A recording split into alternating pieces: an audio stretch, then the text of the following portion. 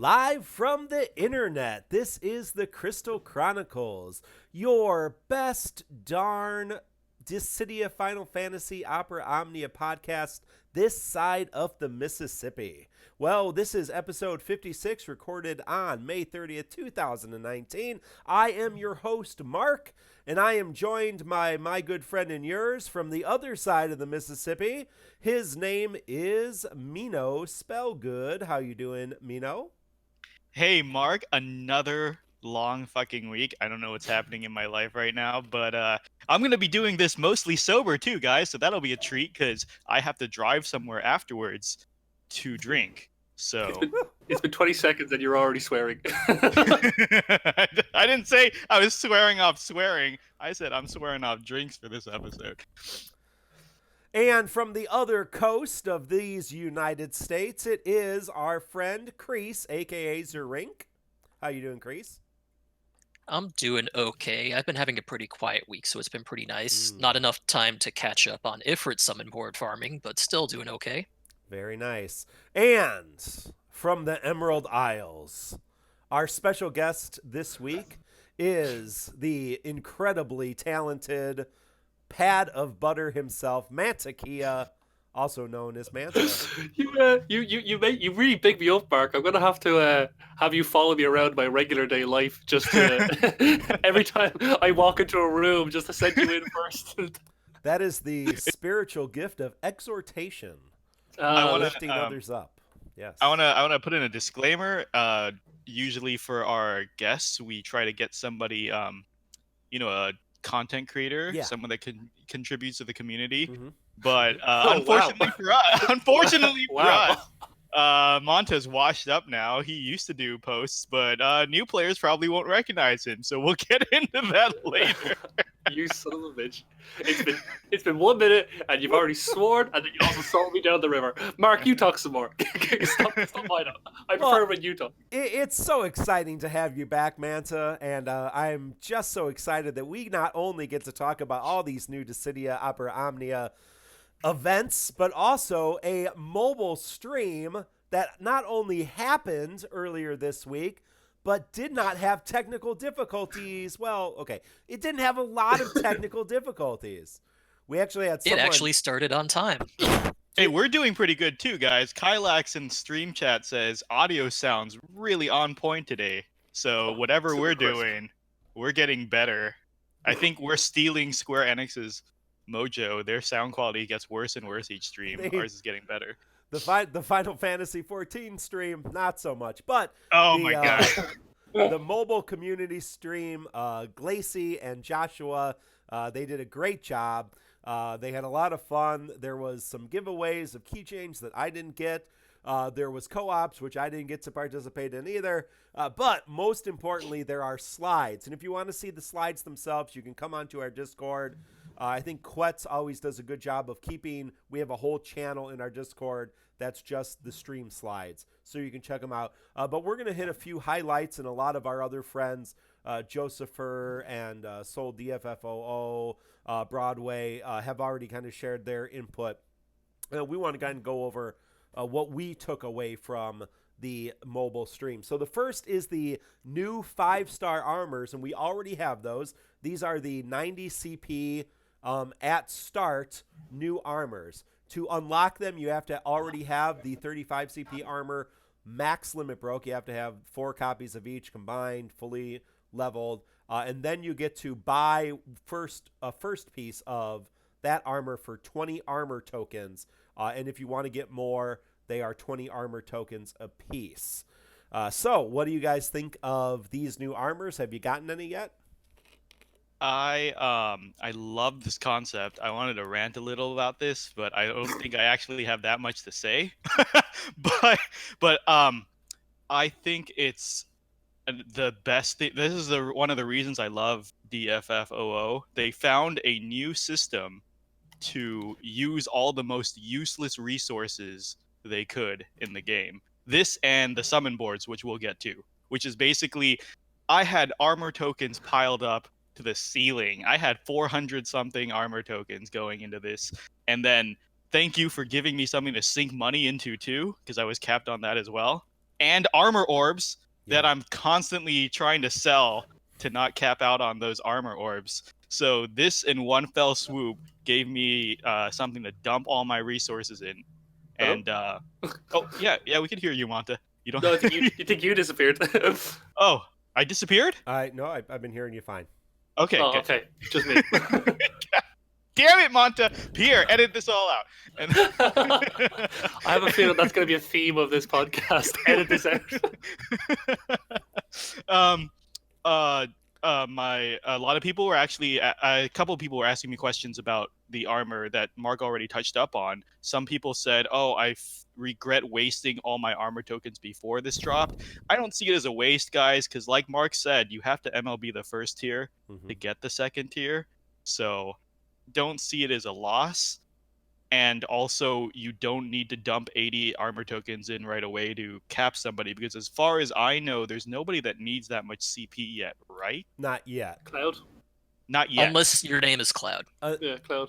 Yeah, so Cloud. Can Cloud still not wear all his passives with an MLB second tier armor? If you just have a second If you tier, have, if you're trying to use artifact passives, yes, you still have trouble. If you have Okay. terrible artifact passives, that could Well, guys, you don't need to equip those like 30 CP worth of defensive Right, passives, right. and then there's another 20 HP, Wait, what? 20 CP worth of HP passives. I You don't? need to- People are like, I still can't equip all of my passives as Cloud. Nobody wants all of those passives. Don't try. First And of all, What? defense is you the don't want best. Smite? No, I don't want Smite. Get that out of here. This Spite. Get that out of here. And then the last thing I is want the best stat in the game, so you got to have defense. There you go. Yeah, And yeah. Mark, Remember, Mark's a creature, so there you go. our we were just talking in our Discord today. Garnet is a top tier defense character. So She's got the that's best a, defense in the game. yeah, she has the best defense in the game. So that's very impressive. But the last thing I wanted to say is that so these dropped in JP at the Renoa event.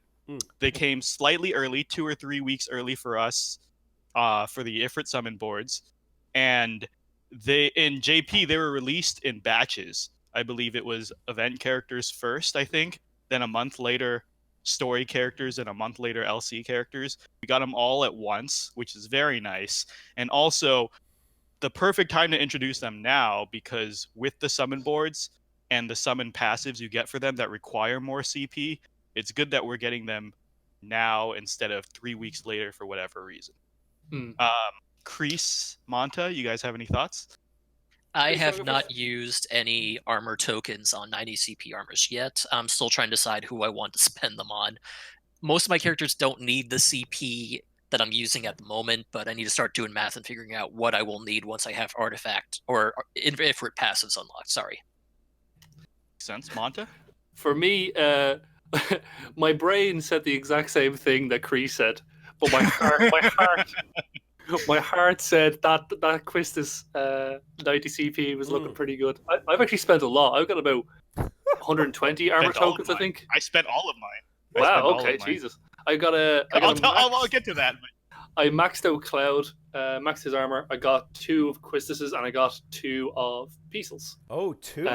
Ooh, fancy. Yeah, I know. Right? This guy, Nice. big spender. Hey, you want that I- extra 100 defense and 10 CP? I mean, it's useful. I think I have bought Kistis because I love that dress. Who Bart's maybe because I have his summon board. Maybe Kuja too. So I think the people whose summon boards I fully kitted. Because we were talking about that a little bit before show. Every summon board is going to give you 6 more points and passives that you would perhaps want to equip. Now, as we're going to talk about summon boards, these Ifrit passives are really good. Not all of the passives from all the summon boards are that good.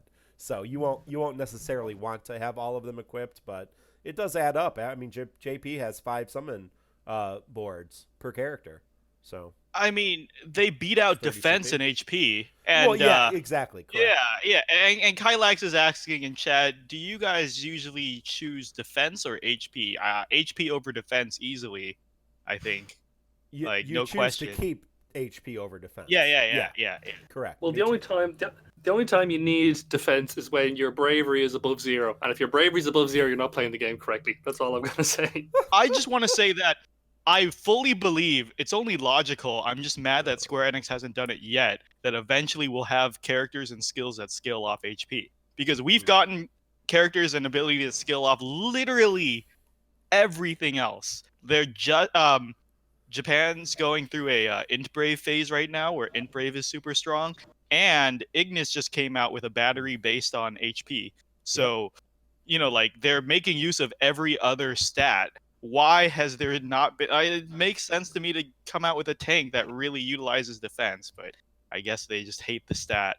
There you go. I think, and whenever I write that Garnet post-mortem, I'm going to bring this up. Defense is an often ignored stat, but it's still a strong stat. It's just not as strong as everything else. Yeah, You mean, and then Beatrix post-mortem? Yeah, sorry, Beatrix. Who did I say? Garnet's been in the ground for a long time. He said Oh, Garnet. yeah, Garnet's been in the ground. I meant Beatrix, the other FF9 character. The good one. but to finish it off, I guess I'm by far the most liberal spender of these armor tokens. I spent all of mine because all 420 because Jesus I don't Christ. know what else I'm holding on to. Right now I'm literally getting one copy for as many characters as I can. I don't know if that's smart or not, but most of them don't need the CP. The extra stat boosts are nice.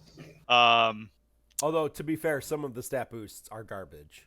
Like, some of these people have really good armors, like, you know, good attack, max brave. Some of them are just HP defense. They kind of pisses me off. I wish they were just all attack and max brave. I'm literally spending them as we get them from the summon board. I think I might be shooting myself in the foot when newer characters come. You might want to, you know, hold on to a few. I don't know. I've got 495, so I'm just gonna. It's just like why I don't know. Their armor token, like I was hoarding armor tokens for this because we all knew, oh, the next tier of armor is gonna cost a lot more. And then so far, 10 months ahead in JP, there's nothing else to spend armor tokens on. Right. And I'm just like, why not? I can see a lot of, well, one for favorites and two for a lot of characters that can become strong later, like Warrior of Light, Ace, Noctis, you know. I just a lot of people to spend armor tokens on, I think. I bought like, 20 armors so far. Well, the way I look at it, the way I tend to look at it is if you're trying to clear an event and you are just shy of the score and you don't want to go through all the bull of like redoing the RNG, just buying like some kind of small boost, like the way like an extra armor will give you, tends to actually give you enough to just about get over that edge. So it's kind of one of those like minimum cost to maximum benefit kind of things. But I also feel like if a new character comes out and you need that, you're gonna get how many armor tokens you get from the co-op? Like 15 or so? 10. And then you run summon boards with them, that's another 5, and then by that time more summon boards will be out. So you could probably, you know, like you can scrounge up 20 if you need to on the fly, I feel like. Listen, Mino, all right? If you've not been min-maxing your entire life of Final Fantasy, you're not a real Final Fantasy fan. I'm saying it now, all right? If you've not been making it so that your gaming is perfect, can you really call yourself a real gamer? That's all I'm gonna say. Like I was telling Mark earlier this week, Mark, you play this game with your fingers, but I play this game with my heart. So. Is that what you say to all the women in the pub?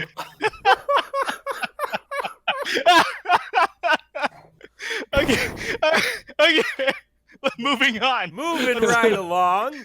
It was announced that there's going to be a summer festival starting June 12th through July, which will include a festive gem sale, special chocobo panels in addition to our monthly chocobo panels. So that will be, although it goes into July, so maybe 3 for June and 3 for July, or 4 for June anyway. Extra chocobo panels means extra loot for everybody. Whoever's screwing with the outline when I'm trying to read it, super helpful. Sorry, that's me. We're trying to do a show here, Chris. What are you doing? I'm not editing it. I'm just clicking around. Not editing it. I'm just having seizures because of the Flashing colors. There will be 2 summer draw banners. The first draw of each banner will be free, and each banner will have 2 returning EXs. So whose EXs do you think we're going to get?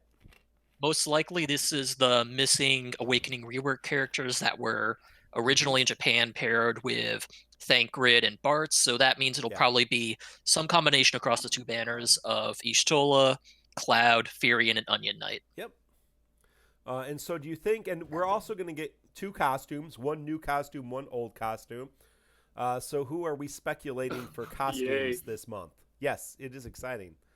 Thank you. Ishtola and Cloud, probably. I'd say Cloud, and maybe I'd say actually Onion Knight. I don't know. Japan just got the Onion Knight costume. I think the Ishtola costume would go over better. Yeah. Well, I mean, it's available. So Japan just got Onion Knight. Japan does have Y'shtola.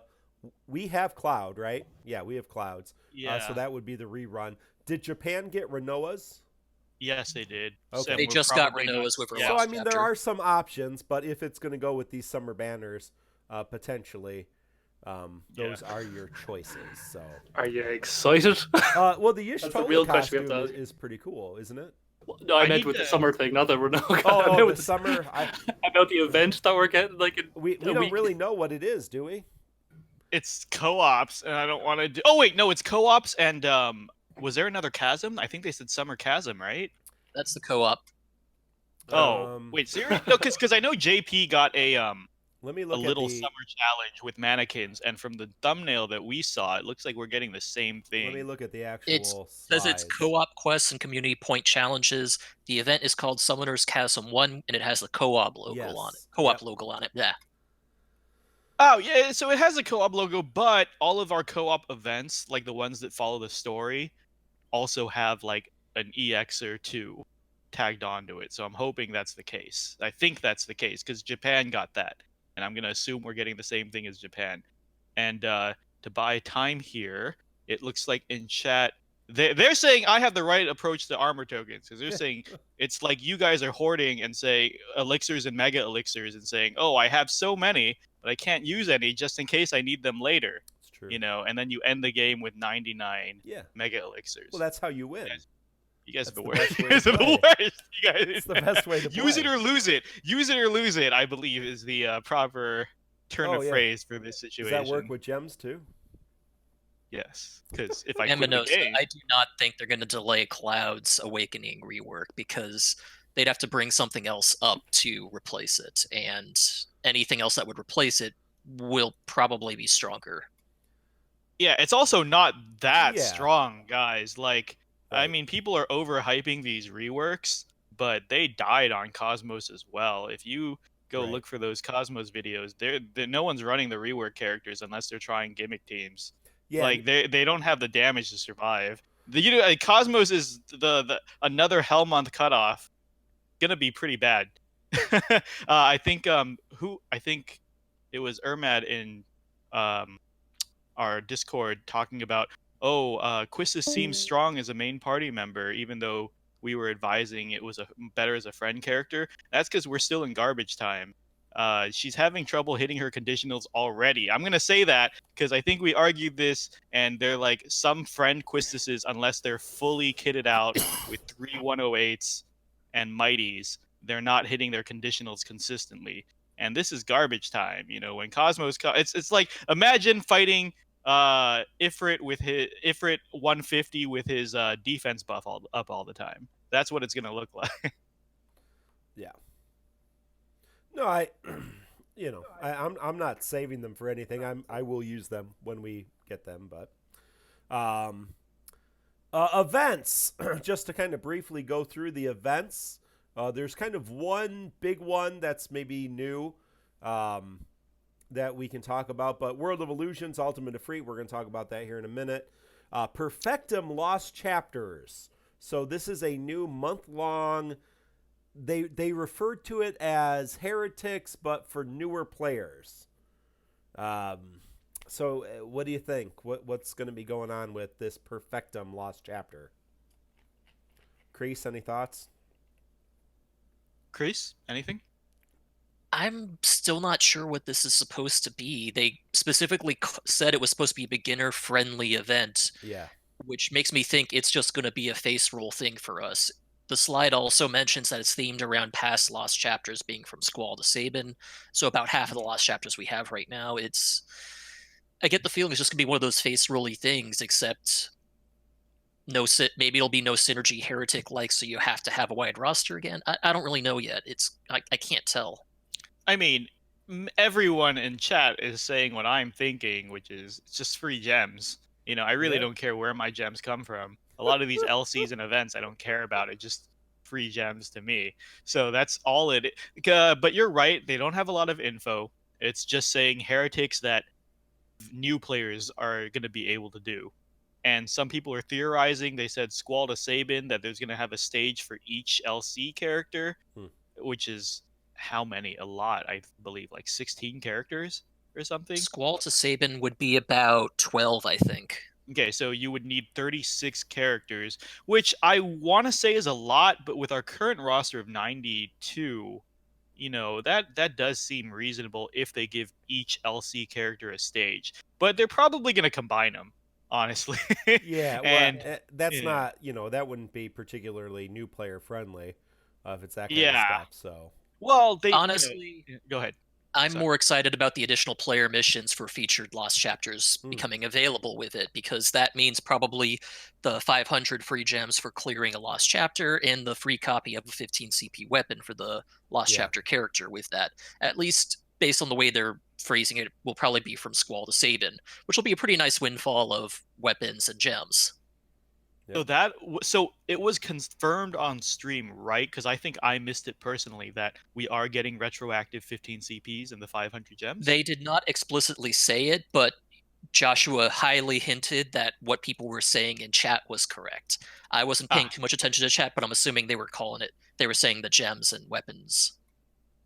We'll find out on Sunday. Yeah, it looks like Hate 13 in chat is saying it was heavily implied. Yes. Okay.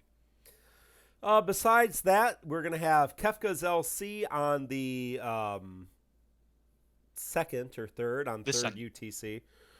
Golbez events the following week. Summer co-op we already talked about with a community challenge, so free rewards, hooray.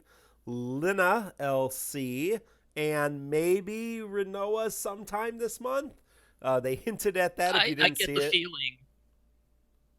Yeah. The Renoa character event thing, I get the feeling they're doing something similar to what they did with Locke 2 months ago, where he was technically part of April, but they didn't have him on the calendar because it was happening after the next calendar and maintenance update. Right. So I get the feeling, don't expect Renoa until right at the end of the month. Right at the end of the month, yeah. I think Kreese has a very strong logic to that, but to play devil's advocate, I think maybe they're showing it to us because it is coming in this update, and this month's updates are very structured. By the way, I don't know if you guys have noticed. I really liked it. Every event, so it's back to a Tuesday, Thursday, Sunday update schedule. They're alternating it so that there's never more than 5 days apart from any update, which is a big deal because last month we had a good amount of updates too, but people were complaining about the pacing because we had like a whole week apart on a couple of them, and then they were all stacked together in the beginning and the end. So now, if you look at it, they're all perfectly 4 or 5 days from each other, which is a very change. I think it's a very steady update stream, and so all the LCs are hitting on Sundays, and so following that pattern, maybe Renoa will be coming right when Golbez ends. But I'm thinking they hinted at this one because it is in this patch, and they didn't hit it lock because it was in the next patch. So I think they're just, for some reason, they always like to keep this second event character hidden, right? I guess. I don't Well, I'm just gonna say that when Golbez ends, Summer Event Part 2 begins. Yeah. So I do not think Renoa will be happening on that day. She's going to happen after the 21st. That's fair, but also we're also getting Perfect in the same day Kefka LC's launching, so they like stacking these events as well. Again, if we're getting those Awakening reworks, they want people interested in those characters, not Renoa.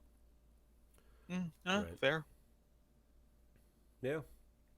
Joshua, we're having in chat. Strafe is saying Joshua also implied that it would be the last week after the next update. So okay, so that probably confirms what Kreese is saying. She's not going to be in this update. Okay, So pushing back Renoa. it's okay for me. It's just I don't care. Manta is restarting his computer and it's updating.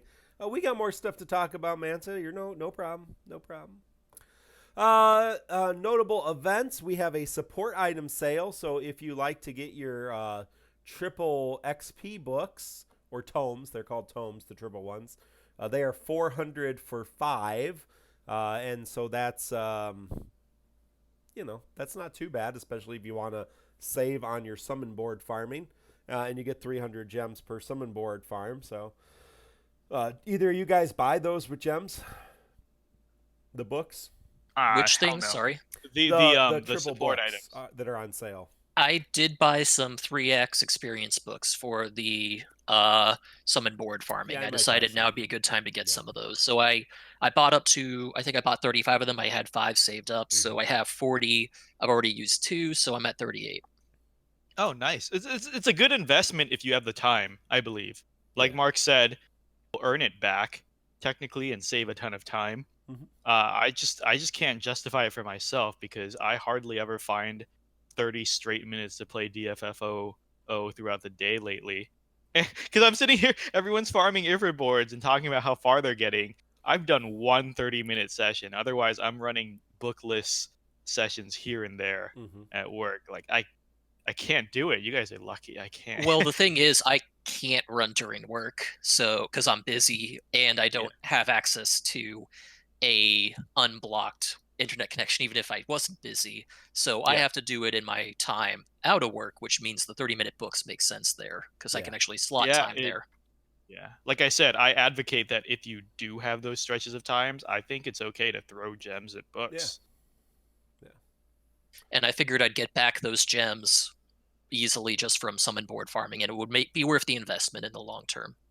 Also, I don't know about you guys, but I thought I had a lot more EXP books saved up. I only had 94 times 2 EXP books. Do you guys have more? Many. Am I just I have about 80 of them.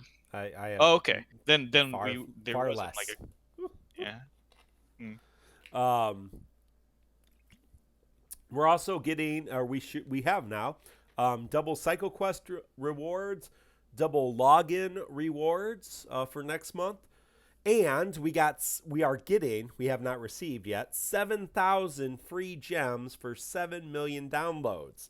So keep telling your friends about DFFOO so we can get 8,000 gems at 8,000 downloads. 8 million Hooray! downloads. Did we get one for 6 million? I think we did, yeah, didn't we? I remember getting something before for million? a number of. I think we got something. We got some at at 5 million. I don't know if we got 5,000. anything at 6 million. We also Million. got received the rewards for the stream, which I believe was armor tokens, 20 tickets. They also gave us 5 artifacts and something else. What else did they give us? Stamina potions. They gave us stamina potions and artifacts of all knowledge. Yeah, those were really nice. So a whole bunch of free stuff, yeah. And we're going to get rewards from a portal. Well, if you log into the Final Fantasy Portal app, you can do that. That's a thing you can download. And if you do those things, that gives us points as a community, and we'll get rewards for those. So thank you all of you who use the Final Fantasy Portal app. Get those daily rewards. Yes. Those rewards will not start until June 1st, so you don't have to worry about it yet. Don't do it yet. Don't waste your time until Saturday. Thank you guys so much. I'm relying on you. Also, sorry to catch up on chat. Wadabu makes a great point about spending gems for these books. He says that Super Synergy only lasts 2 weeks. This is the best time you're going to get use out of it, which I think is brilliant. Yeah. So we'll talk about that here in a little bit. So yeah, we're gonna get 15 CP weapons from Lost Chapters and probably the 500 gem rewards that we missed. Idoja's available from Kefka moving forward. So the Lost Chapters will have Idoja's in their World of Illusions. Is that correct? Yes, and they confirmed that all Adojas are gonna be in World of Illusions, which is Yep. still something JP doesn't have. So Yeah. I'm super grateful because That's I'd much super rather cool. grind it there than co-ops, to be honest. I don't remember if they also said that we'd start seeing iDojas in character event co-op rewards. They did. Now, They said did they? starting Golbez, I believe. Oh. So like from here on out, it's Adojas all the way. I think people are Which will make getting artifacts so much yeah, easier. and people were really pissed because they wanted them for Quistis Oh, yeah. for sure. Oh yeah. And I still- it's funny I because they still don't dropped have it for three. they dropped it for the chapter, and then Yeah. they skipped Quistis and Rosa, who are two popular characters, and then they're starting at Golbez. I still do not have 3 attack 108 for Kistis, which pisses me off. I got my first attack 108 on my last Idoga. Idoga's for Kuja, so let's just not talk Yeah. about attack 108s. Oh, I only have goodness. 1 attack 108 for Kuja. I burned through so many artifacts. Well, speaking, we also got a calendar, and there are some updates, but they're mostly not important. Speaking of Kistis, Macnol, our friend, has his video guide for Kistis's Lost Chapter level 100 fight with 121 video submissions.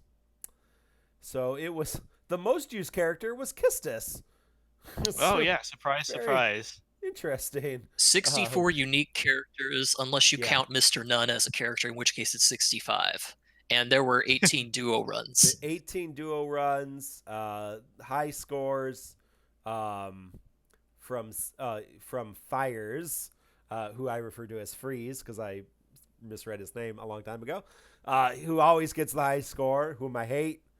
I don't know Fires. Is he always top? He's Impressive. almost always top. Yes, he We always should probably he's- ask. Yeah, to be on the show at C-Zip, some point. Harkzor, Fires, Amaterasu, Sensational Ian, Mathematician, Ultima, Mark the FF Musician, who's not me. They're top here of this list. So good job, guys. Any ones that you wanted to highlight? This was painfully easy, but there was a whole bunch of duos. Any ones that were pretty fun, you thought? I didn't really have anything to highlight. There were so many runs I couldn't pick one. Who did Erole do the Pinello? No, that was Mark. There's a lot of Marks. Mark 9V35 did a Kistis Pinello duo run. So, in the spirit of Erole, who was our guest last week, showing some love to Pinello. So hopefully you've already beaten Kistis LC. If not, you have 121 different videos to watch to help you finish that content easily. And about 6 more days to do it. And about to get the full rewards, after which it will be permanent, but the rewards are not permanent. And I just special wanted rewards. to use this to throw a petty snipe back to last week about people complaining about us banning Me? Quistis as a friend unit. But it's like, look what happens. Quistis can duo this or even solo this event as a friend. Yep. It's really no challenge. Garbage time is real. Okay. Manta. I'm back. Manta's, With a vengeance. no, Manta Manta never 2, left. What are you guys Electric Boogaloo. Well, I don't want Never- people to think that he was just being silent. He was literally not on air. Yeah, sorry about that. I don't know. The entire machine shut down. My internet exploded. I literally had to go down, reset the router, like I would live like I was back in the 1900s. Manta is at his local internet cafe. Yeah. Taking a break from trying to scam people's internet passwords, you know. with his earbuds, iBuds, what are those stupid things called? iPods? No, wait, iBuds. iBuds, AirBuds. AirBuds. I have them. Why don't I know what they're called? Okay, good. Anyway, so Quistis was last Professional. week. This week we got a new event called A Prayer for a Dear One. And this event was the story of Rosa, a healer and white mage from Final Fantasy IV. So, Kreese, please tell us about all of the cool healing power that Rosa displayed in this story and how that plays out in her kit. Rosa has no healing. Huh, how interesting. You're fired, Brave Chris. healing is healing. Guys, She come does on. not have healing. She has battery. She And feels there's a brave. difference. Anyways, the crux of Rosa's kit is Rosa's prayer buff that she gets from using her second ability, Pray. It is a massive buff aura that she applies to herself. It raises party attack, max brave, and int brave. However, it is only active when her HP is either below 20% or above 80% of her max HP. Which usually isn't a problem, but we'll see. It might become a problem later on. But Prey is basically a party battery. It applies that buff. She gets really strong. While Rosa has Rosa's Prayer active, she gains access to a Brave Attack Plus, an HP Attack Plus, the niceties, nothing too special. Her other ability is Divine Blast. It's a 3-hit magic attack, followed by an HP attack that also restores parties or allies brave based on HP damage dealt. And she also has an EX weapon, which is an AoE brave attack that deals a single target HP attack at the end. She also gets a free ability use after using her EX, so it helps maintain her longevity even further than the HP and Brave Attack Plus do. Another note for her is that she does have a Crystal Strength 50 passive that can be enhanced with artifacts called, let me double check the name of it, Devoted White Mage, which raises party brave, initial brave, and attack while Rosa's Prayer is active further. So with perfect artifacts, 3 Devoted White Mage boosts 2 stars, she can raise party attack by 75% and int brave by 75%, along with a 50% max brave buff. She's basically a walking party aura. Any recommendation for that rotation, Grease? Apparently, we've been missing that a lot in our last couple of episodes. People missed that we used to talk about, like, a recommended rotation. So I got to get better on reminding all of us to Luckily, Rosa has a pretty straightforward rotation. She uses Prey to open the fight. Once she has her buff active, she spams Divine Blast until her EX goes up, and then she uses her EX and then spams Divine Blast some more. When she needs to, she refreshes her Rosa's Prayer buff with Prey again, and she continues to spam until she's out of ability uses. Yeah, use what I would say is use her like you would use Beatrix, which is throw the buffs out first, refresh it anytime you need a defensive ability. The other one's a Brave plus HP, and then the EX for AoE situations or whatever. You know, it's very, very exactly like Beatrix, I'd say. But make sure you do cast Prey first. You do want Rosa's Prayer buff active. It makes her a lot stronger and makes the party a lot stronger. And she will not be very good without that buff active. That's so true. Any thoughts on the character, Manta? Honestly, I'm disappointed in the character. How dare you? I know. All right, cut his mic. I'm He's fired back. I think that there's a lot that happens in this character's kit, which I think is symptomatic of the way Square Enix treats a lot of the characters in the game. Namely, with this one is she's a white mage who doesn't heal at all, despite the fact that in the game her entire sole purpose is to heal Cecil. Well, I've got a big defense for that coming, so. Well, you're wrong. Let me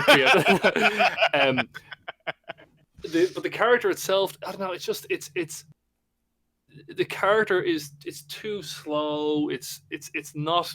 It doesn't gel perfectly with some other part, like that the way other parties do. So for me, the character's just not really worth it.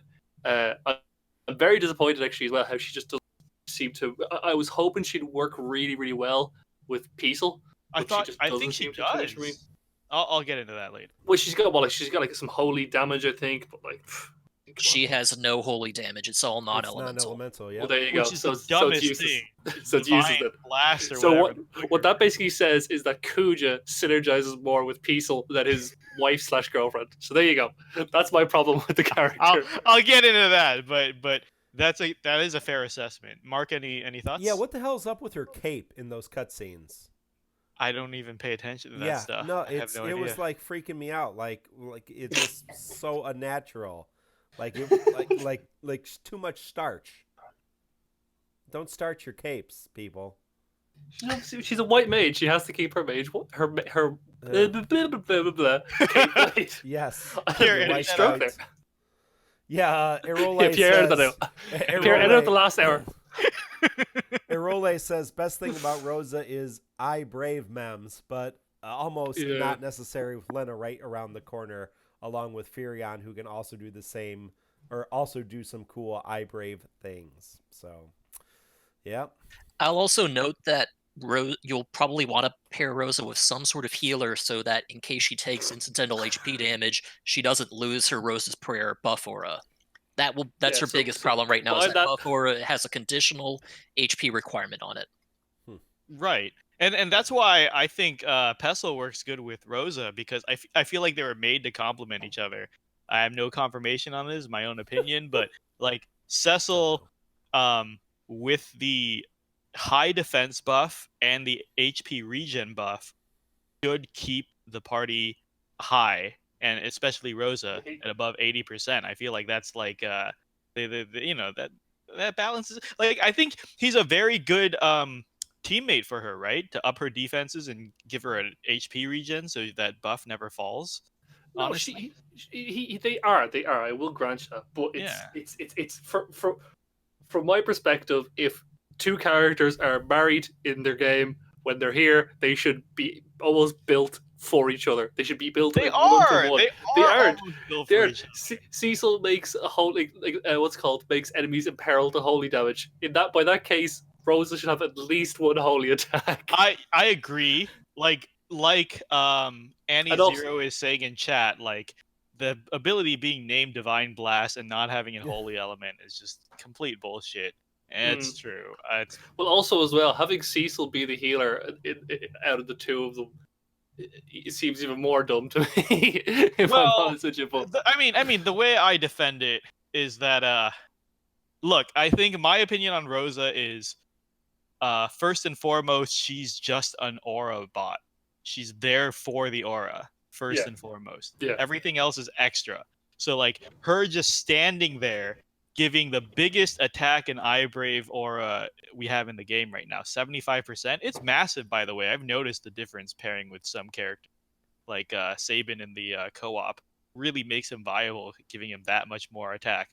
But she has the strongest aura we have in the game right now, I believe, and even for a while. Yes. But individually as a character, you got to be bringing her for her aura, because her own attacks and speed and everything, it's pretty bad. It's not great. I think Huh?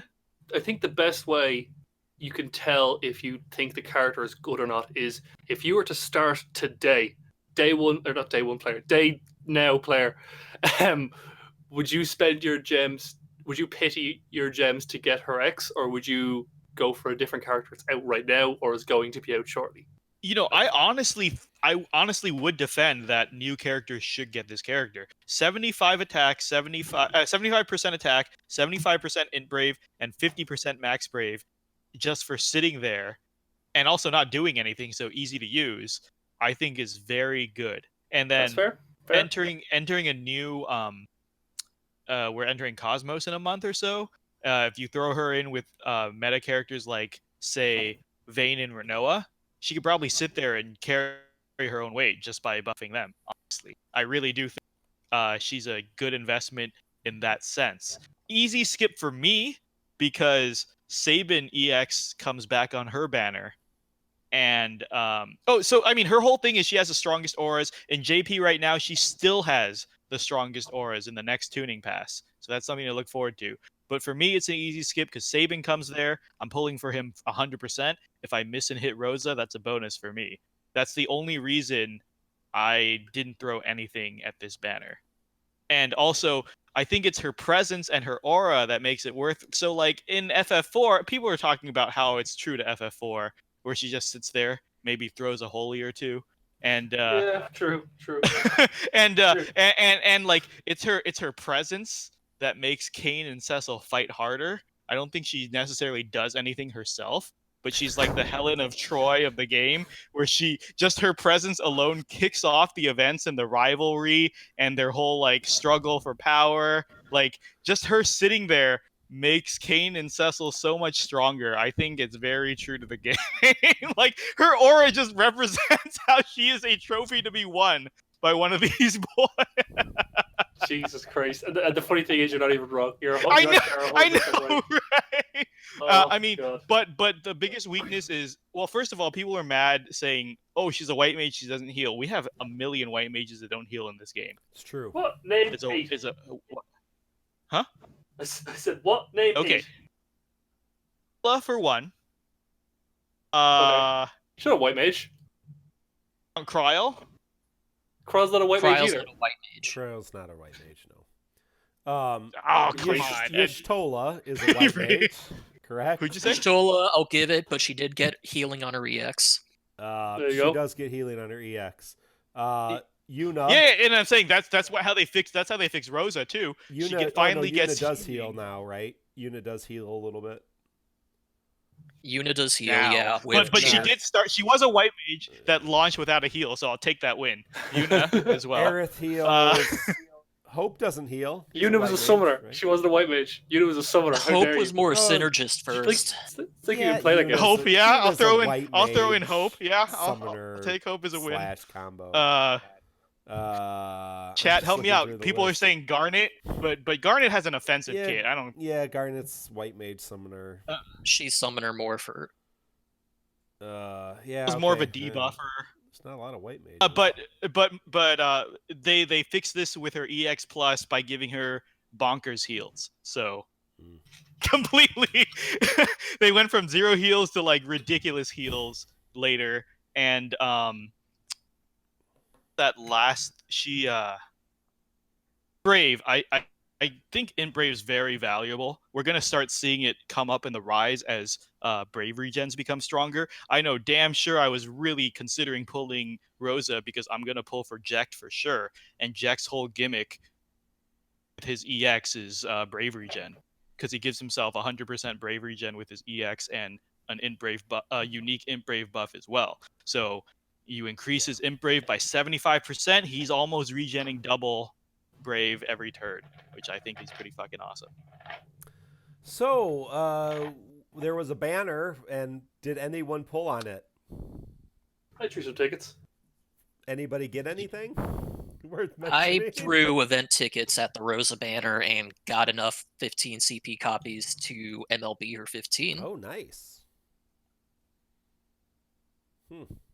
Like I said earlier, easy skip for me because I want both those EXs on the returning banner. So easy.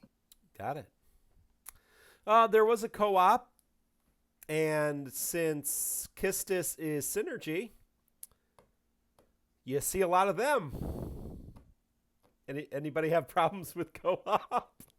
I brought Yuri. I AoE'd for days and killed stuff. 400,000 points, 11 turns. Consistent. I'm glad you brought a Yuri. I didn't see a single one in all my runs, but I brought Sabin. I'm so happy that after a month of co-ops, I can use Kane. Now I'm back to using Sabin, and then a month later, I'm going to use Jekt. So it's a good summer for me. It's a good summer. Yeah, Yuri's really good for this because they're weak to Holy, so he has a pretty easy time hitting that conditional on his second ability. He has huge Brave Overflow on his first ability, +2 targets, so the one hit Brave damage isn't a big deal. He can deal pretty big AoE damage pretty easily. I wanted to see that because as Sabin, I was the main muscle in all my co-ops because everyone was bringing Quistis and Rosa. So it was just forced for me to do damage. For me, what would happen is that we'd run long enough where they could actually break someone and get to max Brave, and then I'd Brave shave that all off. Yeah. Same with Sabin. He was doing 25k a turn. It was really nice. That brings us to the EX battle, where you fight a couple of crust beetles. And the gimmick of these Holy Weak, Wind Weak beetles is that you beat down one about 50% health, and they both clear their debuffs and buff each other or buff themselves up.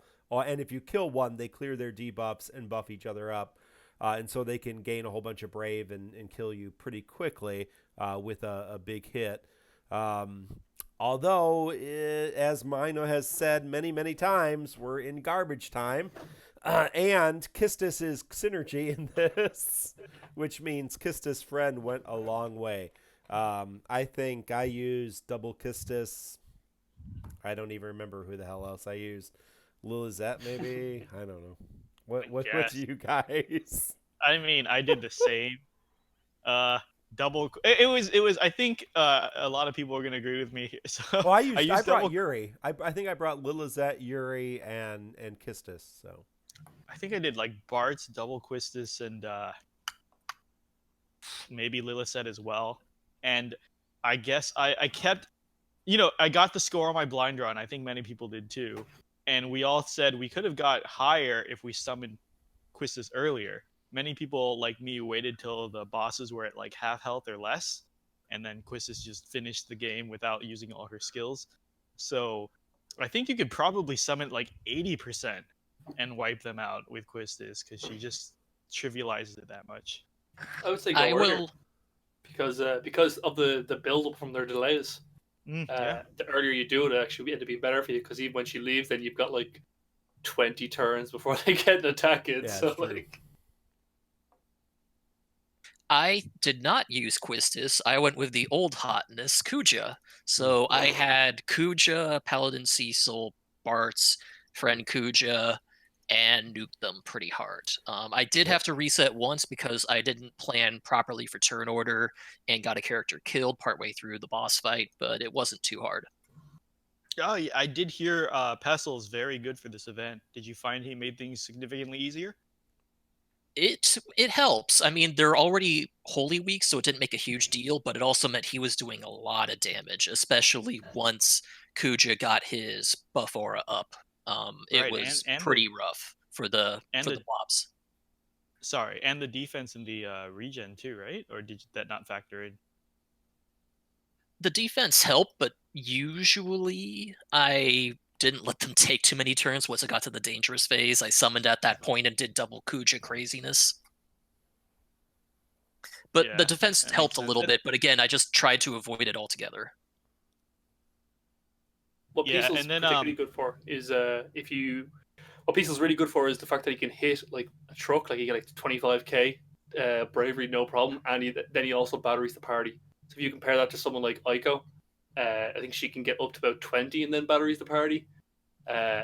So you're kind of looking at it, every turn they take an extra 5k damage difference. So he actually does make for he's basically and like a better Aiko at the moment. and if you're still struggling, I think the word around is Galuf. Oh yeah, I gotta change the pronunciation. Apparently it's Galuf, official. But apparently Galuf trivializes his fight, right? Because all their HP attacks are everything. You mean melee, right? Melee. Oh They're yeah, melee. melee. Sorry. Brave Yeah. of them to attack. All their Gallup, HP attacks are brave, guys. Yeah.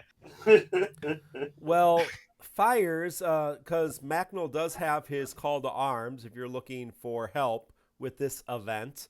Fires, I believe, currently has the high score with 601,000 with Leo, Kuja, Kistis, Friend Kistis, Pandemonium Summon.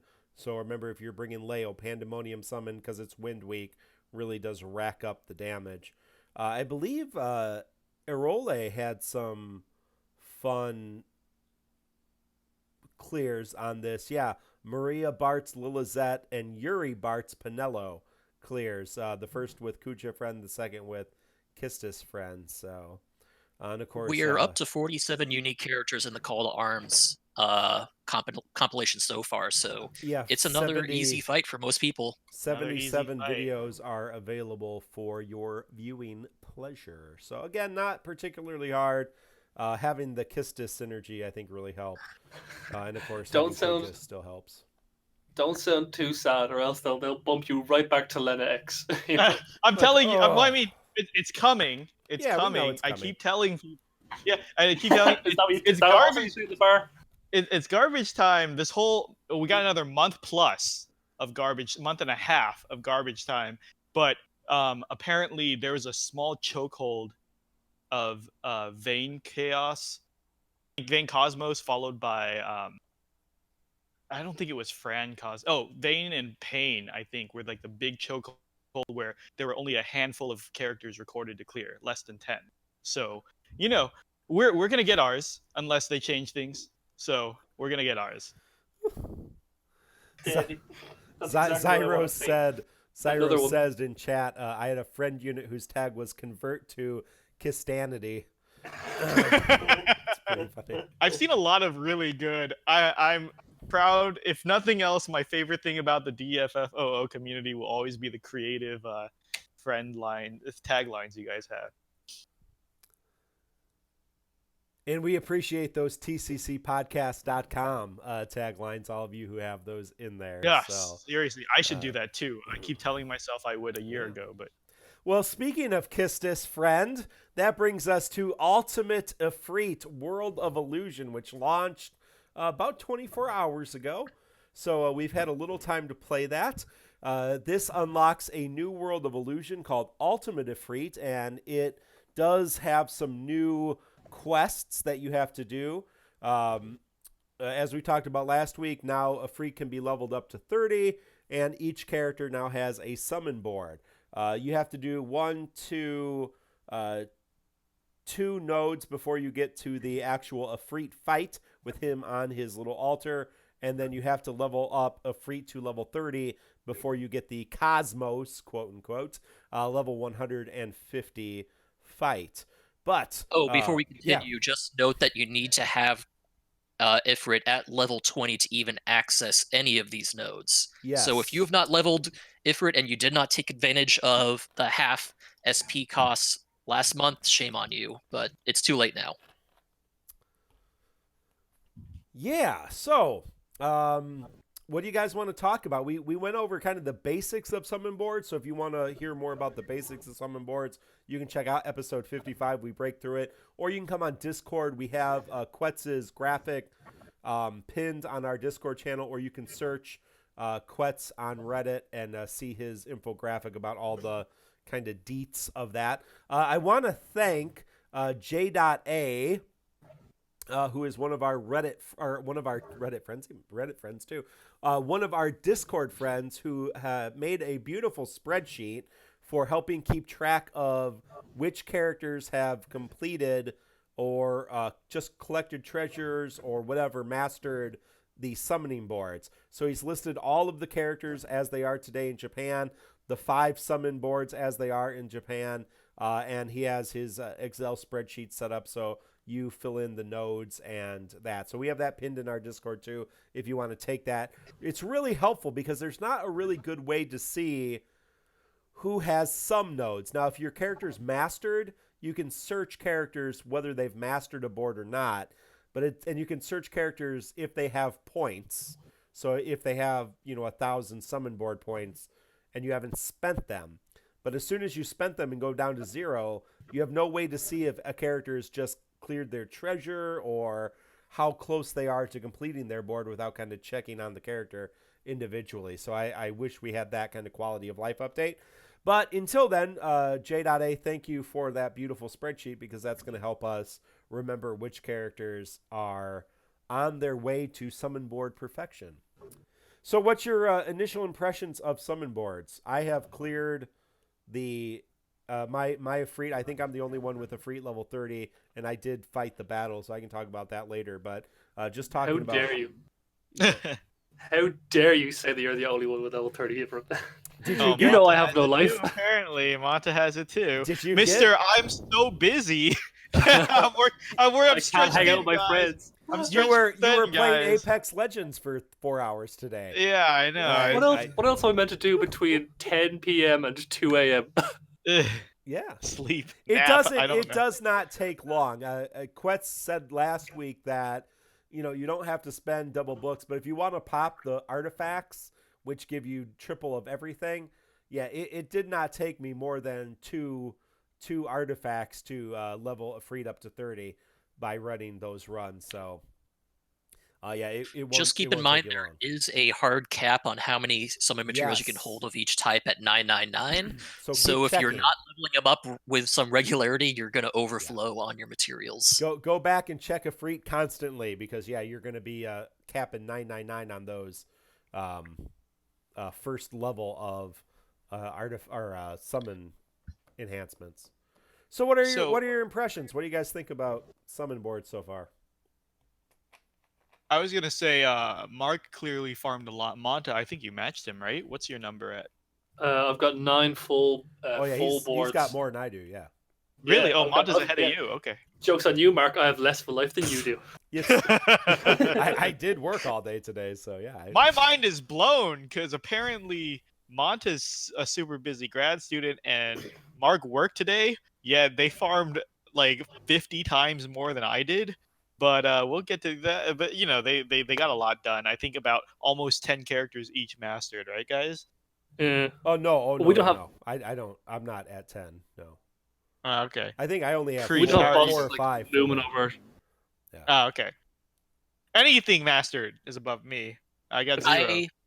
I currently have 2 characters mastered, working on 2 more, and I think I have rewards for another 8 or so characters collected. I don't have a good number right now off the top of my head, but I started with using Celeste and Kuja, got them mastered, and I switched over to a Vanille Paladin Sea Soul carry team, and that's been working okay for me. Something being asked in chat. Newer players are saying, do you master boards by getting points? And Tatsumi, thank you, says 6,500 points per character for a fully mastered board. I know Mark said we covered it last week, but Yeah. for the sake of Please. ease of access, I want to do a very short coverage of it, which is basically characters get 100 points per run, times 2 if they're currently synergy for something.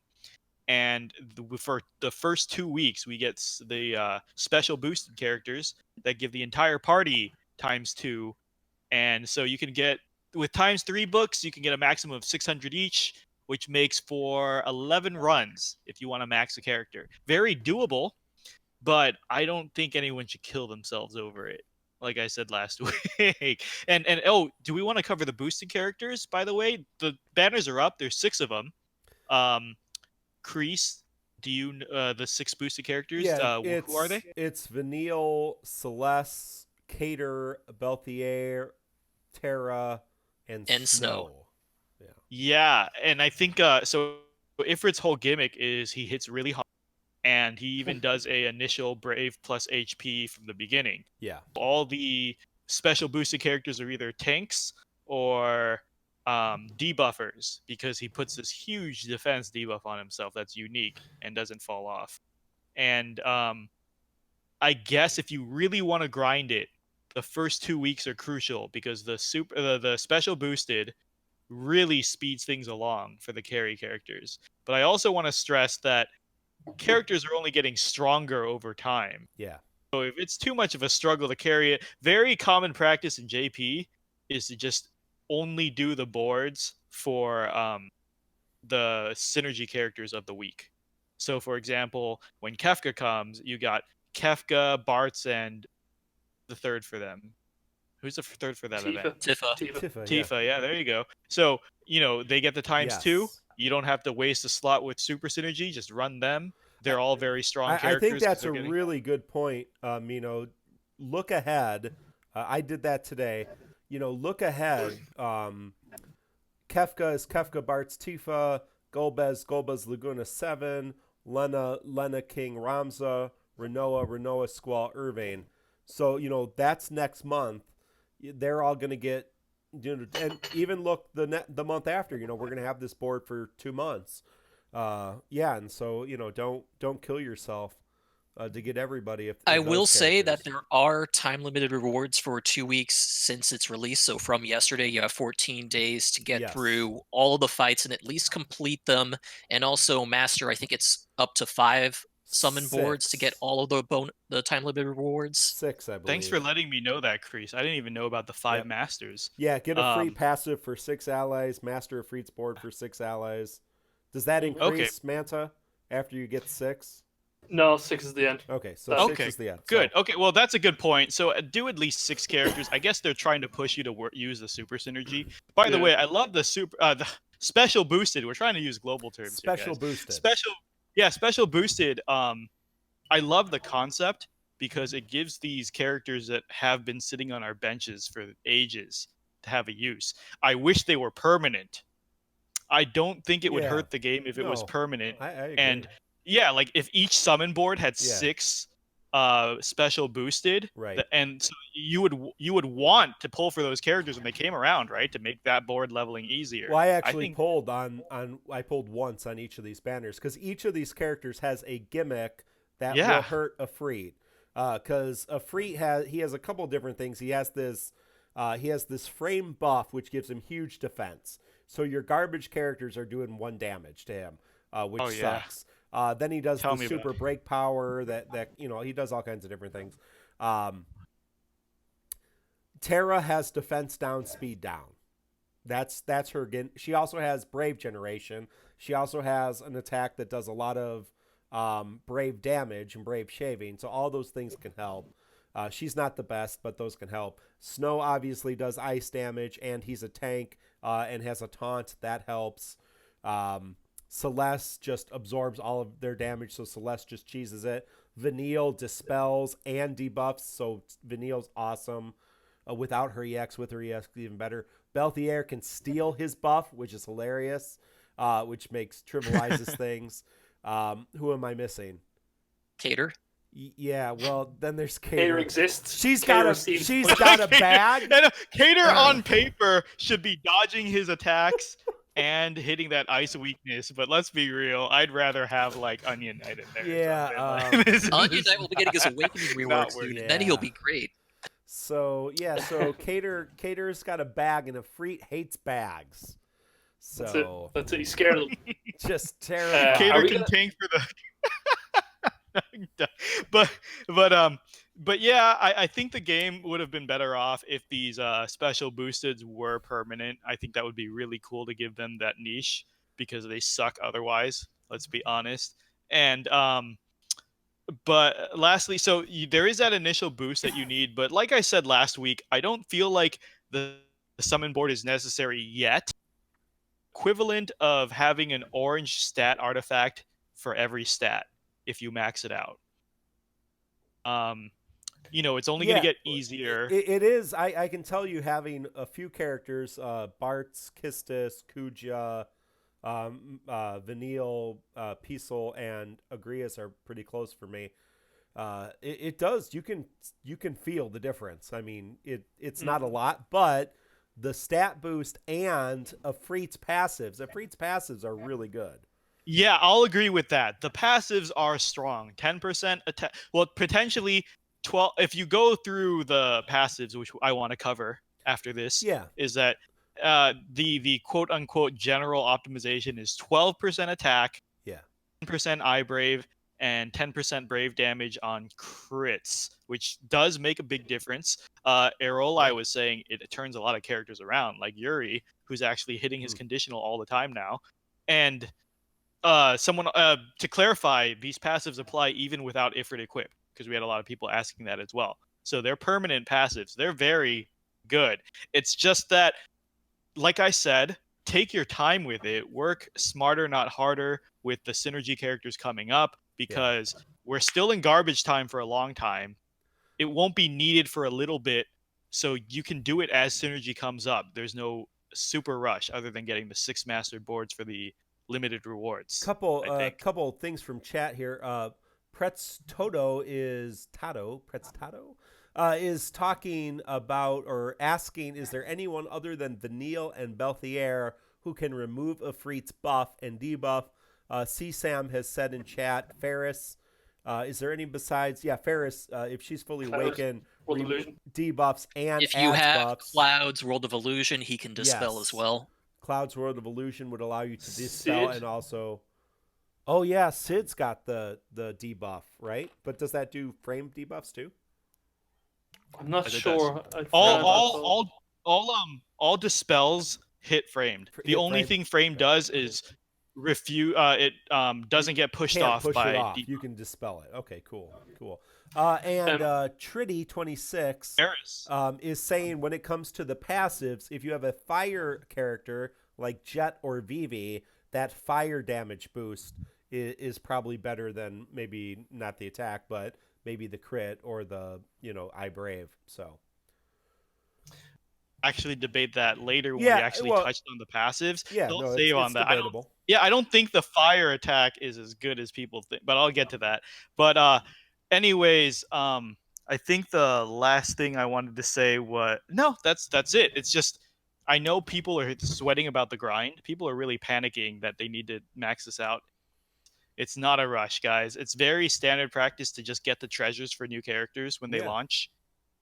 3 fights with a synergy and a X3 book. 6 fights if you don't want to use the book, which is still nothing. And you can level the new characters while you're doing it, newly awakened characters and newly gotten characters. You can get a lot more efficiency if you spread it out. Rush it now is all I really wanted to say. Yeah, you do have to think about, because I mean the fastest way, because I was able to beat the farmable Ifrit in 11 turns consistently with Kistis, Vanille. My Vanille does not have her EX, and any other character, because I just bring friend Kistis in. And so, if you want to just take a garbage character and do 3 battles and with synergy in a book and get their treasures, great. And you can just burn through them. But you do, I think, if you really want to be most efficient on your stamina potions and your books, you really kind of want to map out who you're going to use. And if you're not sure, before you start like a ×3 book, especially if you're trying to conserve them, just do a run of the like team that you have and see if that team's going to be able to beat it in a consistent, good time. And change it up if you need to. So I would just, like I said, I would just take some time and think about it. So, but I think using all of the super special boosted characters is going to be good. And Tixumi is saying Vanille does not need her EX for farming. No, Vanille is great in this farmable level, the level 100, just because she does dispel, debuff, battery, and so she's going to be great.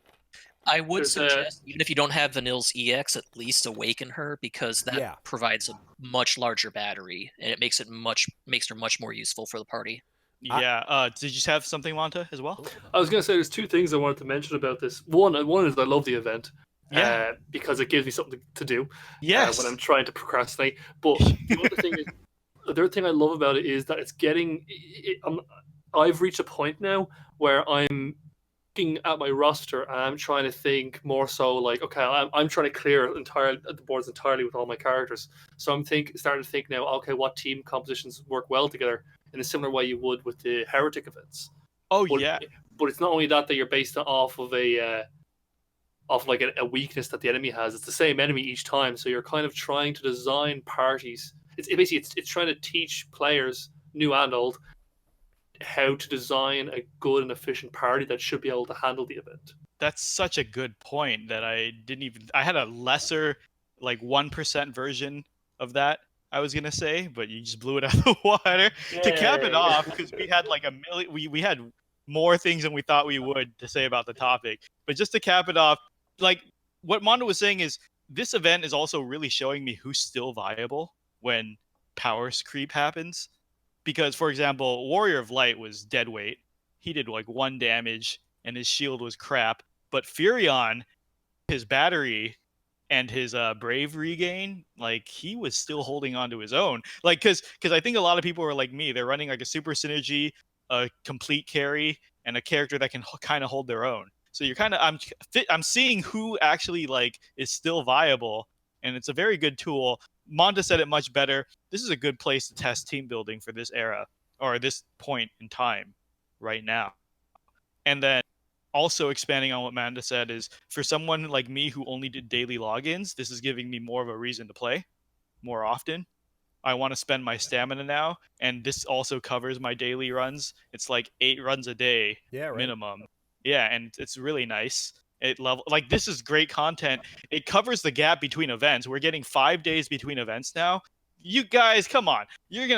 I don't believe you if you tell me that farming boards isn't going to fill up all the time between events. And then every 2 months, we get another board and new characters who need to farm all the boards from the beginning. So this is exactly what people wanted. People keep saying dead game. I think this was the perfect cure.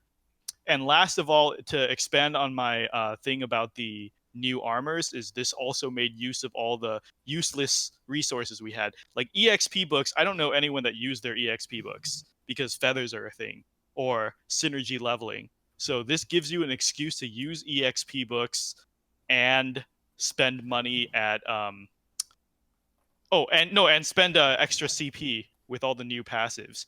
But before we go more, Kreese, can you tell us about the Ifrit unique passives that he grants? Just give me a sec to pull them up. Keep talking. Okay, so with all these I summon know them boards, if you want. I can go through them if you want. oh no, I mean with all the summon boards, we have 8 new passives that they can grant, and each character can select 3 of the 8. And I want to say that it's dependent on character. That's my opinion, but we'll go over them. And Pretz is asking, while Kreese is looking that up, do you think that summon boards creates a greater gap between experienced players and newbies? yes, I do. I No, think we no. covered this a month ago or so, saying that when people were complaining that veterans are disrespected by DFFOO because if you can just keep pulling on the new power creep and clear all the events, what's the point of having played for a year or two? Which I think is the wrong attitude to have about the game. But this also addresses that problem. Well, I Been think playing for 6 months and someone who just joins, you have the summon board power on top of a new player. It kind of discourages you to re-roll accounts for the newest draw every time because these things take time to build. So I think this kind of it does reward veterans and for people who stick to the game longer, for better or for worse. Manta, do you have the passives pulled up? Yeah, I can Yeah, pull can up you there share now. the So the first one passives? is the most important. Do you want me to just read them out? Yeah, just read all 6 of them. Yeah, cool. So the first one is Ifrit Fire Resist Up, and it reduces fire damage taken by 10% for the individual. Then there's Fire Resist All, reduces the party's fire damage by 3%. There's Fire Power Up, which increases brave damage dealt from fire-based attacks. So that's where we were talking about Jekt and Vivi by 10%. There's Ifrit Attack Up, which is your base attack up by 10%. Ifrit Initial Attack Up, which raises your int bravery by 10% and your attack by 2%. But both the attack and this initial attack up have a conditional where you have to be above 80% HP. So it works very well with healers. Then you have Ifrit Bonus Up, raises the break bonus by 5%, again while your HP is above 50% of max. And the very final one is Ifrit Critical Hit, which raises your bravery damage dealt with critical hits by 10%, while your HP is at least 80% of max. Yeah, so we see a recurring theme here. If it wants to be above 80%, he'll punish you if you aren't.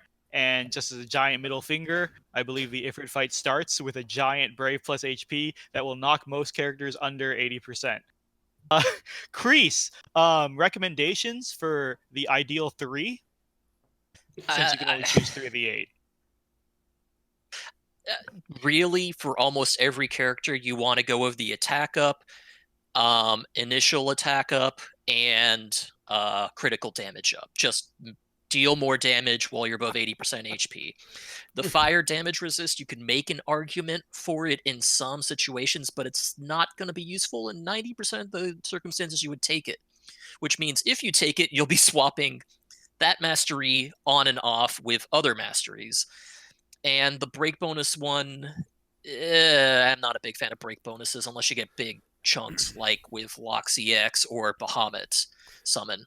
So really, you want the ones that just flat make you do more damage. Go into chat here. Luga, where I gotta scroll up here. Lugria Momo says, I'm Max Ramza Selfie Agrius. Don't know which ones to do. I think Tatsumi already said. But yeah, for Ramza Selfie Agrius, you're going to want to go the attack. The I Brave definitely with the attack. Although Arola is making, she makes a good point. I grabbed the Team Elemental Resist on Pinello since I'll know she'll never need that crit damage attack.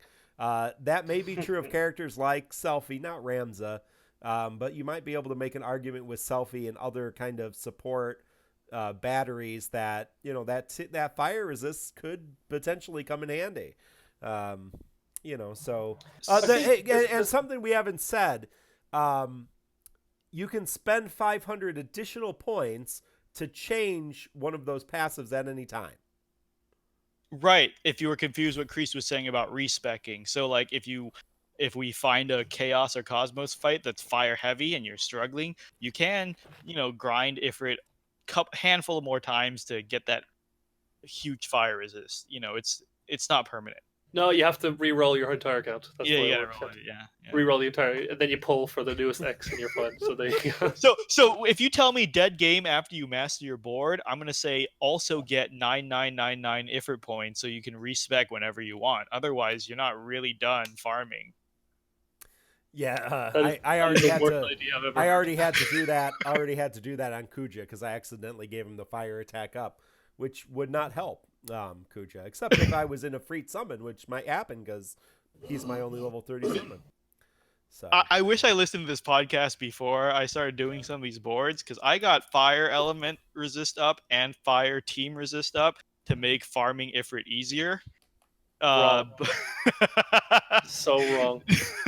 but honestly, like a lot of people were saying in chat, I feel like it's very character dependent. It's not as black and white. Some people were saying, oh, if they have a fire attack, give them the fire attack up, the fire boost, like Jekt and Vivi. I want to say I disagree with that because I feel like, so with the crit up, the crit and the fire are the exact same thing. The only difference is the fire applies the fire only attacks. Crit is when the enemy's broken. I think more often than not, the enemy's going to be broken than you using your fire attack. Because if you use Vivi and Jekt as examples, they're fake fire mages, guys. They only have one fire attack out of the 3 moves in their kit. For example, Jekt's skill 1 is neutral, non-elemental. His EX is non-elemental. Only Jekt Slash is fire. I think I'd rather boost the critical so all 3 attacks can benefit than just Vivi's one all attack. fire though, right?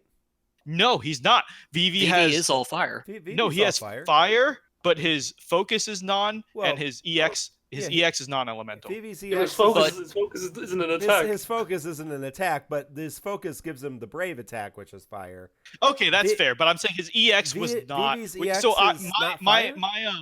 my rule of thumb is if they have 2 fire attacks, like Papa Limo has like 3, right? Because he has Astral Fire plus his Brave Fire and his HP Fire, so he would really benefit from fire. Plus, I use fire more than ice. I don't know if I'm alone on that. Same with, say, who's another? Oh, Vincent, right? Because he has the fire, and then his Brave becomes fire. So if you have a lot of fire attacks, sure. But if you're like Jekt and you only have 1 fire attack, I don't recommend it. To clarify, Vivi's EX turns his HP attack into double fire. Okay, guys, I was wrong about Vivi. A 4-hit fire. Now his meteor is non-elemental, so the actual EX is non-elemental, but it turns his HP attack into a fire attack as well. So. Yeah, Pretz Tato is saying, doesn't Jekt have 2 fire attacks? As far as I know, Jekt Slash is his only fire attack, because I know his EX and his skill 1 are non-elemental. I don't think does he have a 70 awakening that might have given him a braver HP plus? I don't know, but I doubt it. Oh, okay. So Pretz Tato says no. Jet Slash plus. That's it. Yeah. So think about it. I say if it has 2 fire attacks, maybe worth it. But also with the crit, it's if you're confident in the breaks, then that's better. And there's a lot of characters with coming up. For example, Sephiroth, his EX reduces all enemies to 1 and then does a brave attack. So you know he's always going to get that break. So if you're building teams around Sephiroth, that break bonus or that crit bonus, I'm just saying it's not all cut and dry. So really think about it. But I do think base stats are more important. So the attack up and the initial brave up. And then the third can be whatever. Someone was saying Lulu is all fire. That's not 100% yes, true. Of course. Lulu's first Is attack is non-elemental brave that inflicts fire down. And her second attack is... If I'm wrong, but does she give fire enchant?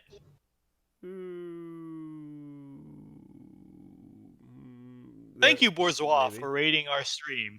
Very appreciated. But yeah, Oh, so 35 Wadabu Bourgeois. says, Does get fire enchant. Borzoi. Thank you. yeah, so Lulu is a fire specialist more than Vivi because she enchants and imperils fire. So she's all over that. So yeah, for Lulu, give her that fire boost.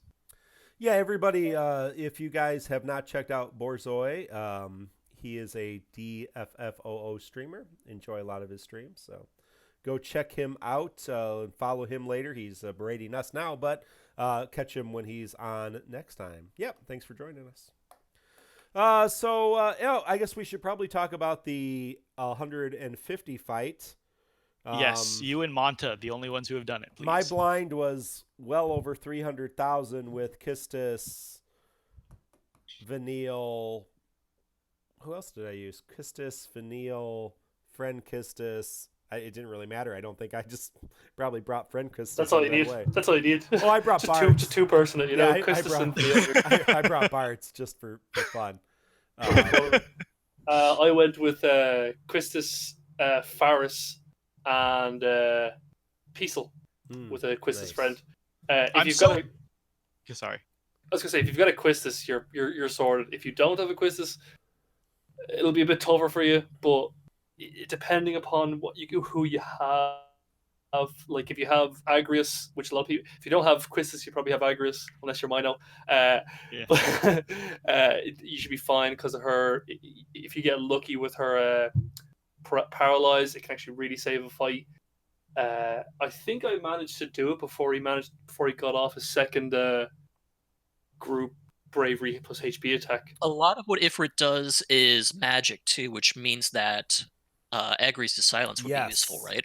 I was just there going you to go. say Yeah, that, that's a good point, Grease. yeah. Yeah, Borzoi is saying he used Celeste, Kistis, and Vanille, which I think is probably your safest bet if Probably you're the strongest concerned about it. yeah. Because Celeste That's a very good defense party. Yeah, Celeste is going to absorb everything. Kistis is knocking him back, slowing him down. Vanille's debuffing, dispelling. But Kreese is 100% right because I'm leveling up Agrias right now. It's not immune to paralyze, so when the paralyze procs, it procs. But yeah, that AoE attack, I believe, can be silenced. So that does help. I wanted to ask... Shoot, I already lost my train of thought. I said I wasn't going to drink this much, but I did. Hold on. I got this. It's coming to me. Pierre, edit this out. He doesn't. There is something worth mentioning that was said in chat. While level 100 Ifrit is neutral to fire, level 150 Ifrit does absorb fire, so be careful with fire users. Don't bring a Ifrit summon into a freeze. You're joking. I'll tell you now, and I'll tell you why you should. No, I did. I did too. I did bring Ifrit summon. Oh, okay. So what happens is if you bring Ifrit summon in when you have a party like mine, which was Faris who can deal water damage, and Peasel who can deal holy damage with a Christus. Christus obviously is going to hit non-elemental. So what I was having happen was I would within the summon I'd deal some damage with Peasel or Faris or whatever like that. And then it would be Christus's turn. I'd have her do her HP plus attack, which would bring the boss just above his break limit, and then the next person could immediately break him again. And you just alternate that way, and it does so much damage. Am I speaking to Matarasu? I didn't realize Manta had this level of strategy. Manta is a deceptively good player. Because whenever I talk to him... Thanks, Mino. Yeah, every time I talk to him, especially in voice, I'm like, this guy sounds like an idiot. But when it comes to actual results in the game and clears, he always gets higher scores. I have watched many of his live streams and videos. I know he is an excellent gamer for sure. Yeah, I've watched them and guest hosted them as well. That's how I got my opinion of him. But all right. Well, speaking of Manta, I think we need to move on. Let Manta answer our guest host questions for the week. Invasive questions. I wanted to touch on one last thing before we move on if we have time. I wanted to ask Kreese if he can cover Vanilla EX for us, because that's a new weapon that we should talk about. I can do it briefly. Yes, obviously, I do not. There is a new EX weapon. How good is it? What does it do? I think this is important not bad. information that people tune in It's for. probably. I do not write analyses just for EX weapons. I only do them if characters get reworks, are newly released, or get awakenings. So I did not cover Vanille's EX. However, Vanille's EX ability is Death. It's on a slightly fast recast speed. It's a 3-hit Brave plus HP magic attack that applies the buff Death, I think it's called in Global. I'm not sure. Does anyone know? No. What's the It's a 1 duration frame buff either way that Yeah. at the end of the target's next turn. assassination? It is assassination. Assassination. Yeah, it's debuff. Okay. Assassination, after it triggers at the end of the opponent's next turn, it deals massive damage. Along with this, if you limit break it, Vanille gets a special buff called Urba's Blessing, which causes her to do more brave damage based on the number of debuffs applied to the target. It's very similar to Edgar's special buff he gets from his EX, so it makes it a lot easier for her to hit her brave conditionals once she has that active. I think Edgar's one is party wide though. I think Edgar's no, it's lowers. Are you sure? I thought very sure it just lowers their defense based on their number of debuffs. I have Edgar and I used him extensively. It's the same buff where for each debuff on the enemy, he gets 10% attack increase to himself. So it's exactly the same as Edgar's, but none of us hosts have experience with it, sadly. Decryth from our server. That's it, yeah. Oh, you did? Okay. Well, yeah. Decryth from our server says it's actually surprisingly useful. But Kreese, since you're the resident analyst here, how do you think this affects Vanille? Like, where does she stand now? I think just the Urba's Favor buff and the fact that it's on a relatively quick recast, it's not the fastest, but it's fast enough, it helps Vanille quite a bit. It makes it much easier for her to hit her brave conditionals on both of her abilities because she doesn't trigger HP attacks unless she gets to above 80% of her max brave. So getting that extra brave damage helps a lot. And just having an ability she can turn to that isn't just wasting her debuffs or her dispels is just massive for her, considering her kit. Yeah, that's a good point. And from what we've heard, the 2 people in our Discord server that got it said that they're pleasantly surprised by it. So unfortunately, we don't have too much hands-on experience, but apparently it is not a disappointment or a blunder if you want to pull and you like Vanille. Now, I'm sorry, Mark. Let's move on. We you know. Yes. The questionnaire. Oh, okay. We really want to do this? Okay. All right.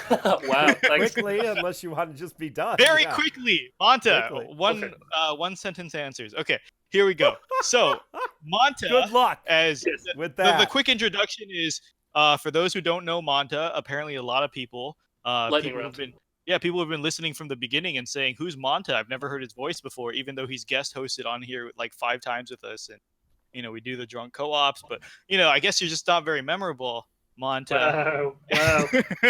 And so he used to do the preemptive strikes, what DDXME has taken over, where he previewed the events coming up and recommended characters and strategies outlined. So he was a content creator for a long time.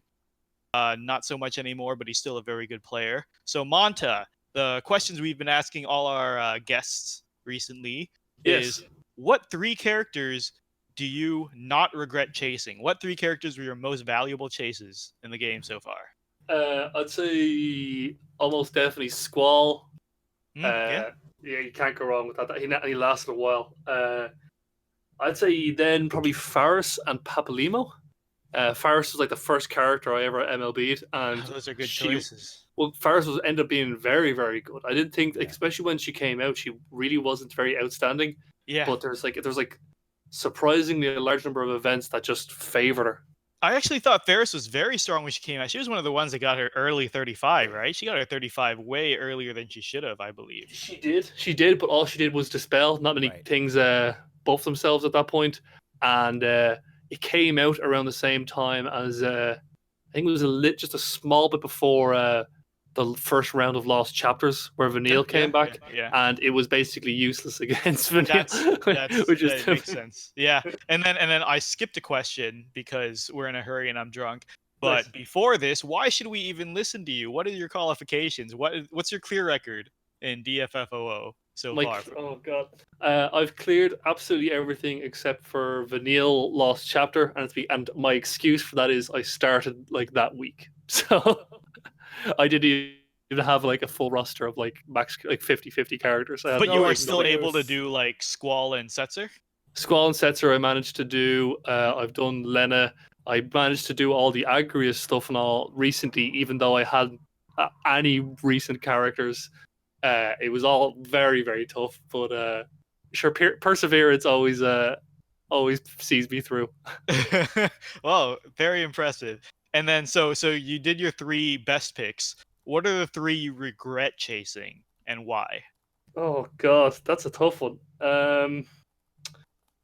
Cypher, I actually chased him a good bit on a 60-60 because I needed some. That this was when after it had been a long time since I had an X, and I just need some DPS. I can't deal without it, and I didn't use it for a single event. I think I spent like, let's say 140 tickets on the. I think it was on the same banner as Bart's now, so it wasn't too bad. Mhm. But yeah, he was just not of use at all. Like he wasn't used. He was less useful than non-synergy characters in the event he was synergy for.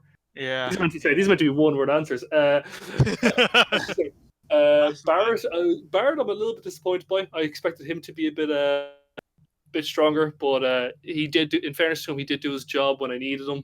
Mhm. And other than that, I think Ramza. I think I hard pulled Ramza at one point. I don't have his X now. Obviously, these characters don't have X. But Ramza, yeah, he just wasn't very good for me at all. I didn't use him in any events, even synergy ones. I think he Yeah. needed his X to actually be of use. So far, sadly, Ramza seems to be the most recurring If you answer. don't have his EX. I know. In Yeah. GL, yeah. And then, but also, I know that you told me that you were unlucky for a period, so you pulled hard recently on, Oh, like God, yeah. Barrett and Pestle and stuff. So hopefully that pans out. It sounds like Pestle's really paying off for you, which I'm really Yeah. happy about. I wasn't really expecting much from him, but he's really surprised me. He's done a very, very good job of actually.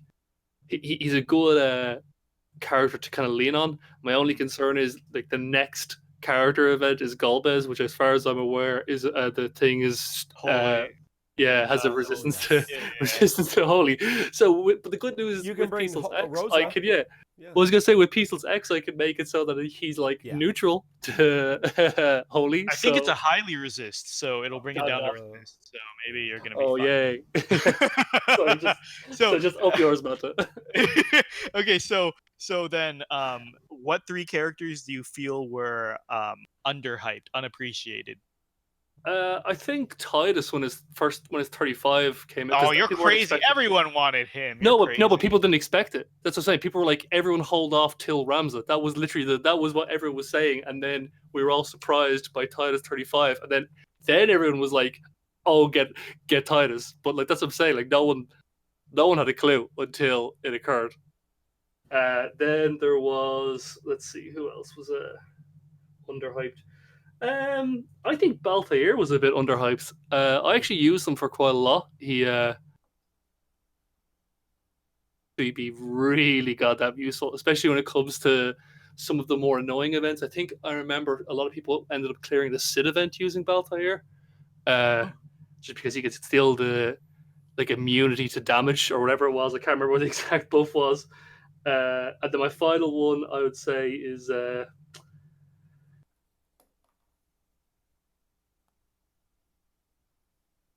Did we lose actually Manta? Okay. the final one would be actually Farian. Hmm. He was. I think I remember when the Awakenings first came around. I went hard for his 35 CP weapon, and everyone was kind of talking him down. They weren't really impressed with him. But like I said, him and Cloud kind of saw me through the first 2 or 3 Awakening batches themselves. So Feel that Erole was hyping Furion up, and I was such a naysayer. And then I pulled his 35, and he really helped me out a lot. So Yeah, Awakening. Erole, Not too bad. Yeah. you got me on that. you pair him with a healer, and he just constantly has bravery. It's the best. Yeah. All right. 3 3 characters you feel were overhyped. Kane by Minospelgud. How dare you? Hey, all right, let's cut his mic. His show's over. Are you serious? I think We all read he your was review. because he was because he was undercut by Zaz. I think people were looking forward to him a lot more. And then once Zaz came around, obviously it really undercut what he could do. Lightning, I think, was really overhyped, and then ended up not even being the best one on our banner when she released Papalimo. You're hitting me with it's like you're attacking me personally with these choices. And Titus X, I wouldn't have invested tickets. Oh my god! That's it. Manta's banned after tonight. Best interview yet. Literally everything I chased, all 3 of the weapons I chased. Thanks, Manta. Oh, you're fine. You didn't waste it. No, actually, I'll tell you one that actually was really overhyped. And you're gonna hate me again, Mina, because I'm bringing up another one. Okay. Was Shadow 35 as Awakening. That's just a low blow. That's even worse than the Titus EX because. But he was terrible. But I'm saying like you can't even say it's overhyped. Nobody said he was good. It was just me mistakenly pulling it or drunkenly whatever you want to call it, and you're just bringing it up. People were saying he's good. Spend those tokens, those special tokens? Yeah, the anniversary token. People Instead of Lael, who I didn't have for some reason. People were saying he was good. People were saying he's really good because he was the first one to have like what's called multiple ranged attacks or something like that. I think it was. He could do 2. What was it? 2 ranged attacks, or was it 3? 3. Yeah. Wait, it's 3, right? Or is it 2? It's 2. 2. Okay. 2. So, but the point is, I think he was like the first one to do that. So people were very hyped up by what he could do. So it was a big thing. But then I think the day or 2 after it happened, after he came out, people were like, "Yeah, no, this isn't terrible." And then that was when you spent the tokens to get. That was your fault. Oh my god, I don't want it. That's one of my biggest regrets. Okay, last question is, if you could give yourself advice from when you were starting the game, what would you tell yourself? What advice would I give myself? Invest in Bitcoin. No. Early on, but not late. The advice I'd give myself, which is advice I'll probably actually give to most people who listen right now, which is a lot of people will tell you what characters to pull, like this character's meta, or they'll even say pull for your favorites. The way I would say is best to pull is pull not for your favorite characters or not for the meta characters. Pull for characters that will keep you playing the game, which means you want to pick some characters you like, but you don't want content to be too hard. So you want to find, I think, a nice middle road where content is still challenging and engaging, but you're also using, to some degree, every now and then some character you're like, oh, I like this character, I like enough. I like Kate Sith. Everyone hated Kate Sith for some reason. I don't know why. Yeah. I liked him, so I kind of wanted to use him. Well, because he's Irish, like you, right? No, he's an alcoholic. That's like me. He gambles, and he cheats people out of money, like Manta. Yeah. That's exactly what I do.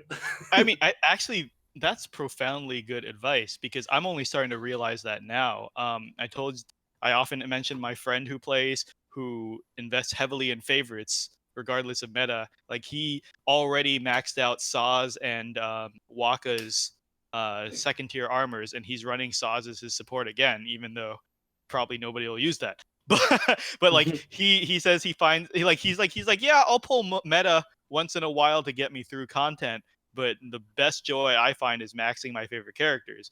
And I'm starting to see that after hoarding for a month and a half. Like my next pull is Lena. That's like over 2 months between pulls. And then if I'm looking at like VIII or whatever, it's like it's more than a month and a half between pulls, and my soul is dying. And I'm like, huh? What were you gonna say? No, I was gonna say the reason why I would say it like that is because the way I've experienced the game is I tend to have most fun when I'm coming up against a bit of a wall. Like I actually had some of the most fun during the Lena event when it was absolute ridiculous and no one could complete it because it was engaging, because I was trying to figure out like solving a puzzle. Like, how can I do this? It just happened to be very unfortunate that Kreese did some calculations that showed if you didn't have one of 4 characters, you couldn't do it. But that's beside the point. Well, Mino posted. I thought you did the calculations. I did not have anything to do with that. Oh, okay. Well, there you go. So Mino did it then in that case. But so my point being, I suppose, that if you aren't getting the most meta characters, like people, I think there's a lot of people are talking now for a while about VIII and stuff like that, and I probably still will pull for VIII, but even if you don't get him or don't save up gems for him at that point or whatever, a little bit of challenge isn't necessarily a bad thing. Like there's two ways you can take it. You can feel very down and not want to keep playing, or you can take it as, like I said, as a positive thing and try and challenge your own brain. Like at that point, it becomes more about you versus you rather than you versus the game. Yeah, and what I was trying to say is that saving is killing my soul, so I told myself I'm going to pull for Ject EX because playing my favorite character gives me joy. Like I said earlier, being able to use Kayn and Sabin a lot these following months has really renewed my love for the game. So I decided to take out a meta pick like Zach for myself and put it towards Ject and have fun with the game. And like Erole is saying in the stream chat, and my friend is like, they don't mind if there's going to be an event or two they can't clear. Like they're not going to sweat it. It's just collect gems to gear up your favorites. I think that's a very healthy attitude towards the game. Yeah, like whatever keeps you playing. Thanks for the yeah, thank you, Manta. No, I was going to say another great way to stay engaged is to host a podcast or to join our Discord, and I'll link that in the Twitch channel right there. Come and join us and talk throughout the week. We are not the largest, but one of the larger Discord chats with a lot of great people, a lot of great content creators, including all hosts and guest hosts that we've had on here are part of our Discord. So come join us and enjoy that time. So, Kreese is asking if we're going to skip something in the outline. Yeah, I try to keep the podcast under 2 hours because it's like a 10,000 gig. It's like we're at terabytes now. So we will skip that, but I think it's a good question. So next week we're going to talk about what are some good and bad reasons to pull.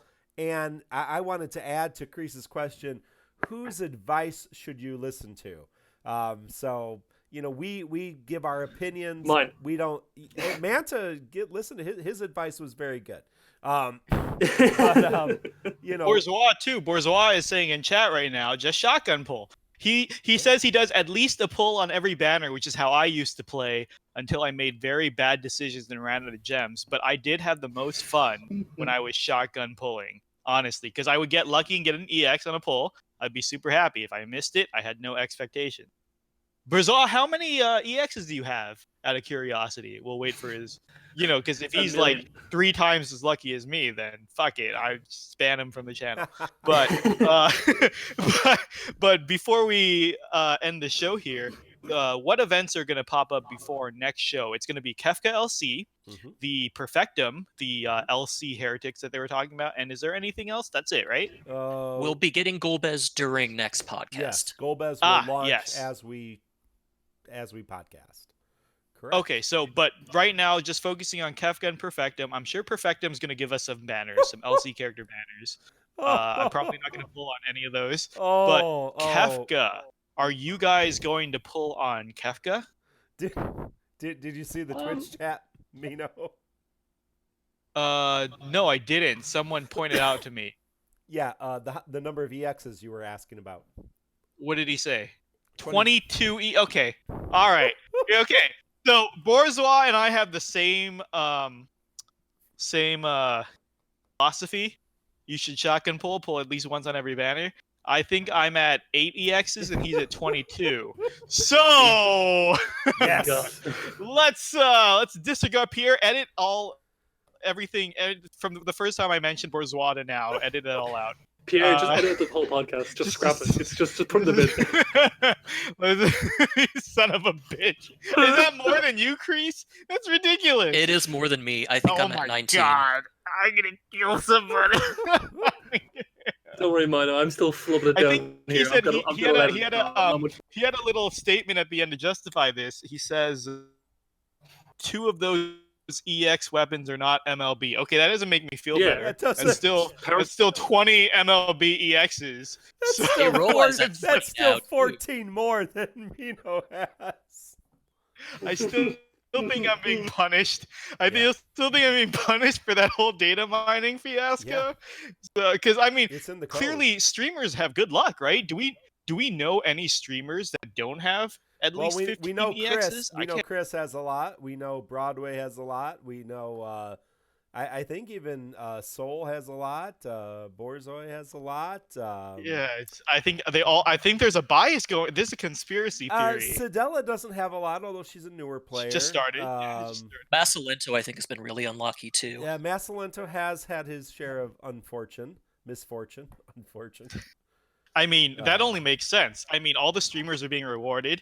I'm being punished for the data mining fiasco, and Masalento is being put into Steiner's shoes, his favorite character, of being the most unfortunate bastard on to walk this earth. So, but Kefka pulling Mark?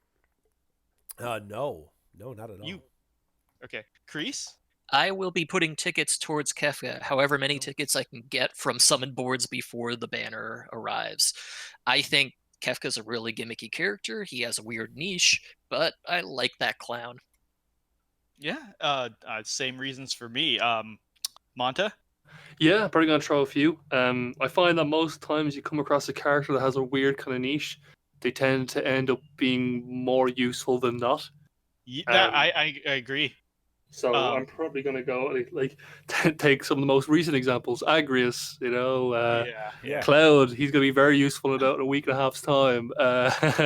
Faris, all these people who have something that makes them unique, tends to make them a very good character. So yeah, I think I'm gonna go for him as well.